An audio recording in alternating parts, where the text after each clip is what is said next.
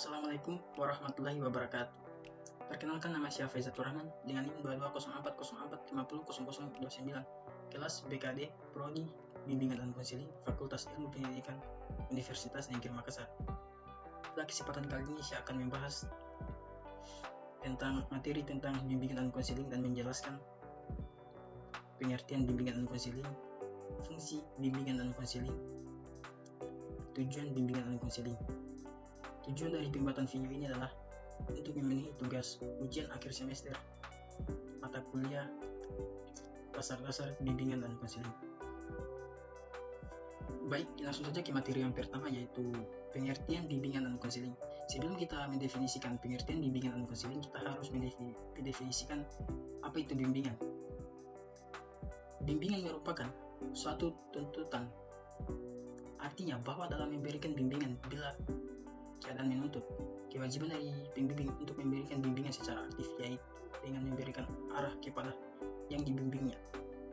Sedangkan konseling merupakan bantuan yang memberikan kepada individu atau kelompok untuk menyelesaikan suatu masalah melalui wawancara dengan cara yang sesuai dengan keadaan yang tengah dihadapi untuk mencapai kesejahteraan hidup.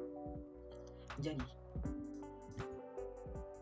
kita dapat menyimpulkan pengertian bimbingan dan konseling adalah rangkaian proses kegiatan yang fokus utamanya adalah memberikan bantuan yang diberikan oleh seorang ahli dalam bidang konseling melalui tatap muka, baik secara individual atau kelompok, dengan memberikan pengetahuan dalam mengatasi suatu permasalahan yang tengah dialami oleh konseling secara berkala dan sistematis.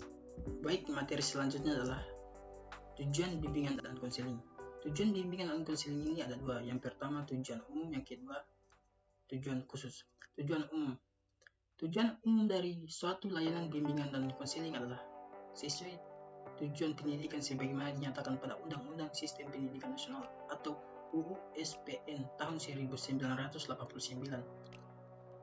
yaitu terwujudnya manusia Indonesia seutuhnya yang cerdas, yang beriman dan bertakwa kepada Tuhan Yang Maha Esa dan berbudi pekerti luhur, memiliki pengetahuan dan keterampilan, kesehatan jasmani dan rohani, kepribadian yang mantap dan mandiri, serta rasa tanggung jawab dan kemasyarakatan.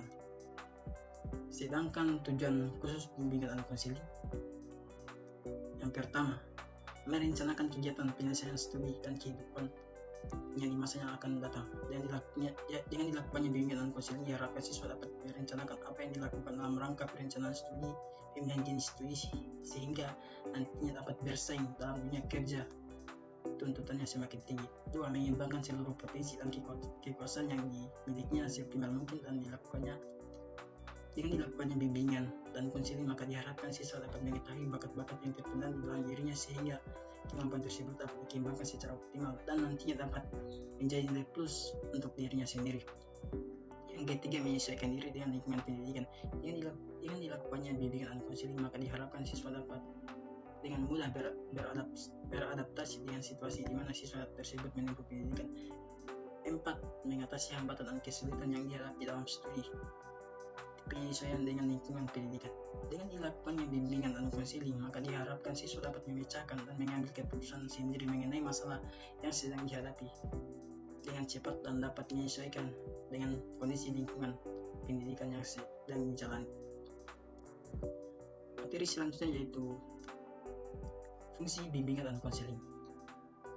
Asumsi atau pandangan seseorang peserta didik kepada profesi seorang guru bimbingan dan konseling atau guru BK terkadang negatif atau bahkan tidak mendapatkan perhatian yang seharusnya dari peserta didik. Kenyataannya, fungsi bimbingan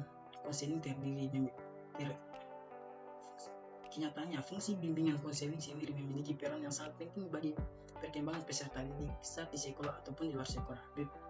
Beberapa fungsi bimbingan dan konseling di sekolah adalah sebagai berikut. Yang pertama, untuk ikut berperan dalam membantu peserta didik memahami dan mengerti bahwa dirinya sendiri serta lingkungannya. Hal ini bertujuan agar individu yang bersangkutan dapat mengembangkan potensi pribadinya dengan optimal dan dapat menyesuaikan dirinya sendiri dengan lingkungan dengan baik dan sehat.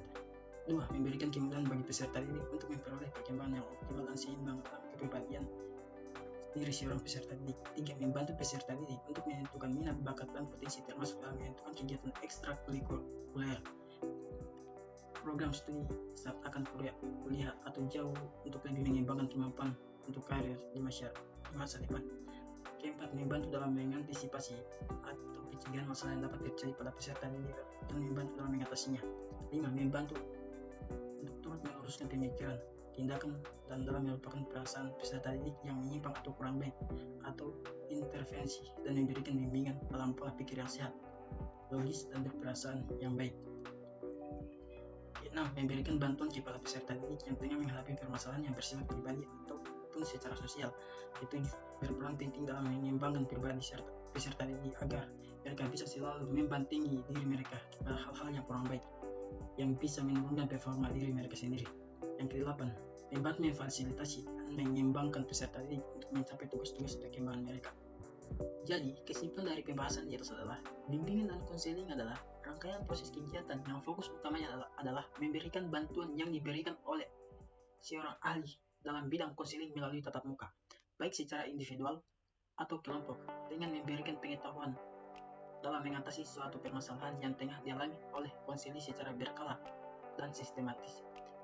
Tujuan bimbingan dan konseling yaitu merencanakan kegiatan penyelesaian studi, perkembangan karir serta kehidupan peserta didik di masa yang akan datang untuk membantu siswa mencapai tugas-tugas perkembangan secara optimal sebagai makhluk Tuhan sosial dan pribadi.